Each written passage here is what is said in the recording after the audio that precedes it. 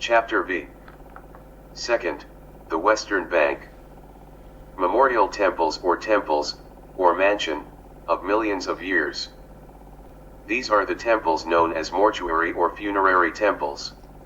In this case, I agreed more with the views of German Egyptologists Hans Bonnet and Eberhard Otto, who, for reasons I shall explain later, preferred to refer to them as memory temples. The kings of the New Kingdom were buried in the Valley of the Kings, an area of desert far from water, greenery, and urbanization. It represents his eternal home, which they dug in complete secrecy into the rock of the mountain to protect it from tomb robbers. One of the reasons the kings of the New Kingdom built temples to commemorate themselves on the edge of the desert near the fields on the western bank of Thebes was to completely separate them from the tomb in which the king's mummy was located. The construction of the funerary temple next to the royal tomb, the pyramid, as was customary in the Old and Middle Kingdoms, is tangible material evidence of the existence of the tomb after some of them lived and saw that some of these tombs, pyramids, were robbed. The Old Kingdom kings ordered the construction of their tombs in the shape of enormous pyramids that defy time because they believed that the massiveness of the tombs would provide them with protection. But they were also not immune to the loot of tomb robbers, which is why it was better if funerary temples were affixed to the tombs. This surely makes it easier for the spirit to arrive and accept the offerings made to the deceased, as well as to hear the spiritual hymns and songs associated with rituals and rites intended specifically for the soul.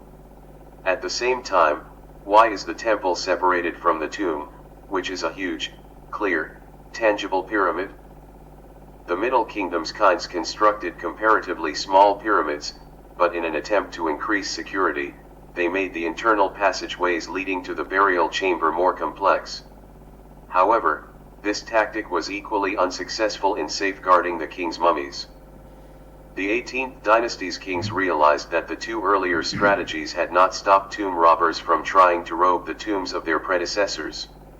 For this reason, they had to find a new strategy in the hopes that the mummy of the king or queen would be kept safe in his eternal home, away from the hands of tomb robbers.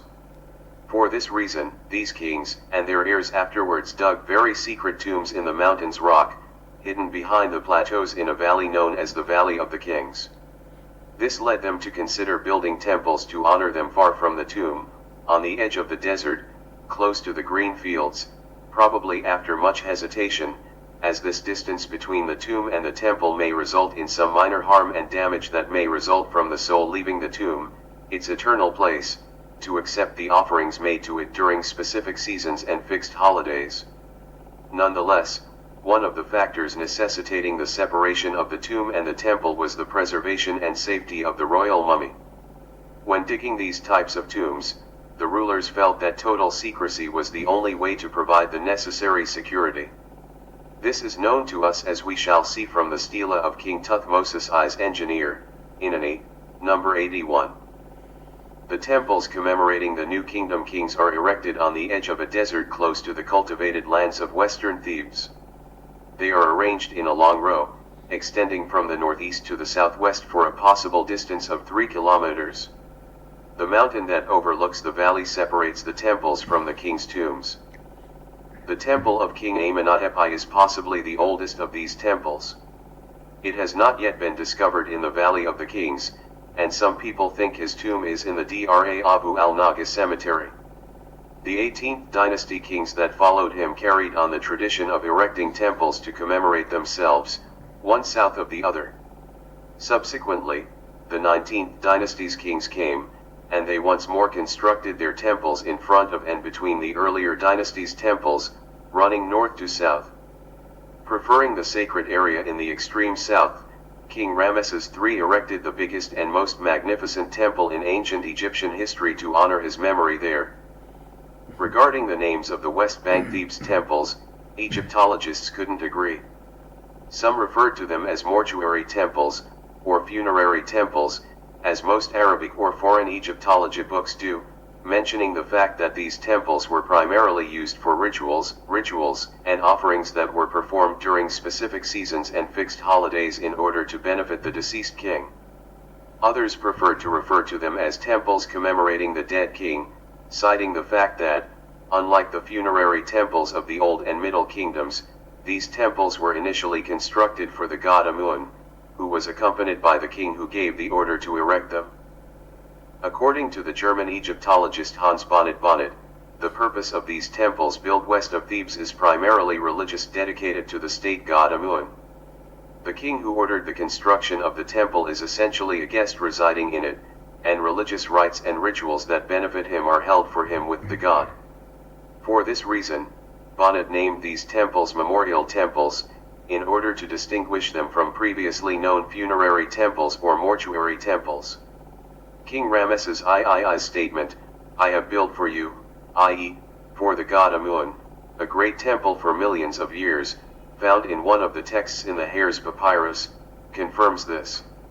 The ancient Egyptians frequently used the phrase "the temple of millions of years" to refer to the memorial temples, which he hoped would remain for millions of years, along with his memory. Hans Bonnet believed that arriving at this conclusion was the safest way to guarantee the continuance and continuity of offering offerings and singing religious rites and rituals that benefit the deceased king, or queen, during the certain seasons and specific holidays, especially after the king merged with the state god Amun and they settled together in one temple for both. According to Hermann Ranke and Adolf Ehrman, these temples were dedicated to Amun and his companions of the gods, and were not merely for the worship of the king. The king enjoyed an honor unmatched by honor in that he was regarded as one of these gods.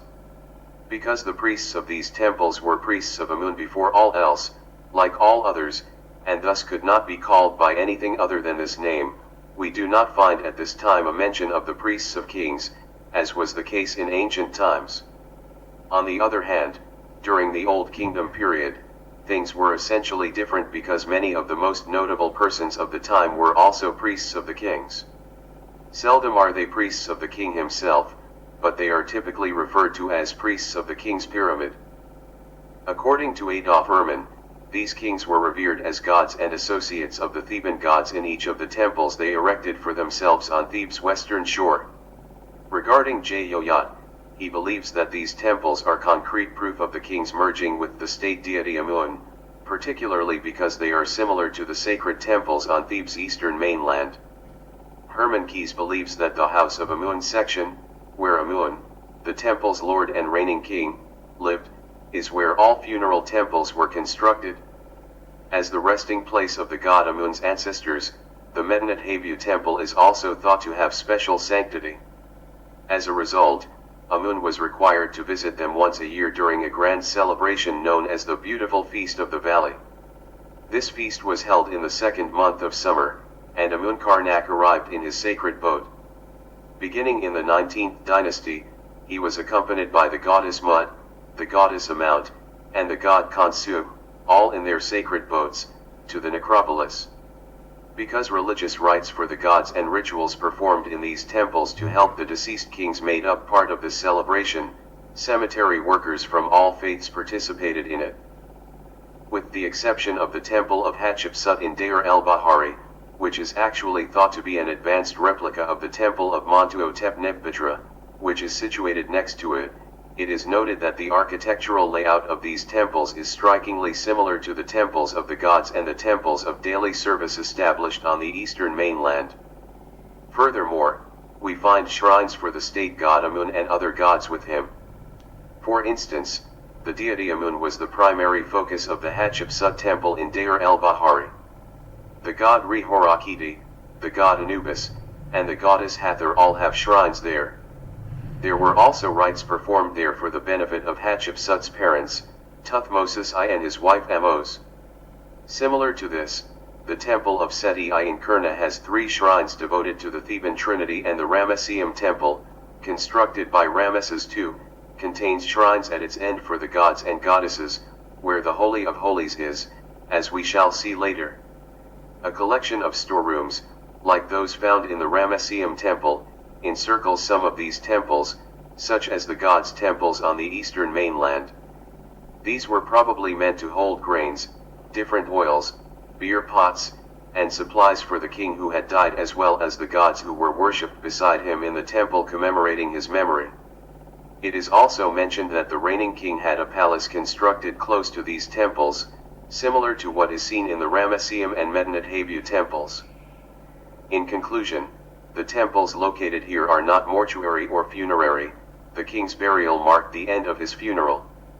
Instead, they are religious temples where the king who gave the order for the temple's construction is hosted by the god Amun, the temple's owner, allowing them to stay together and commemorate the king's memory for millions of years.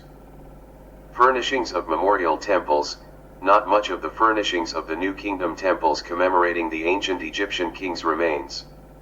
However, it is certain that the main element of these temples' furnishings was represented by the statues, which were carved from granite, diorite, schist, and alabaster. Some of the statues were large, while others were small. Some depicted the king standing or sitting, while others showed him with the queen either sitting next to him or standing next to one of his legs. A few of them are double group representations of gods or goddesses and the king. Offering tables, which were made of little and big blocks of granite, alabaster, or sandstone, also had a significant function in memorial temple architecture. This is on top of everything the temple needs for the different ceremonies commemorating the deceased king in the netherworld, such as vases and incense burners of various sizes, sorts, shapes, and materials. This is on top of everything else that is needed in the various rituals.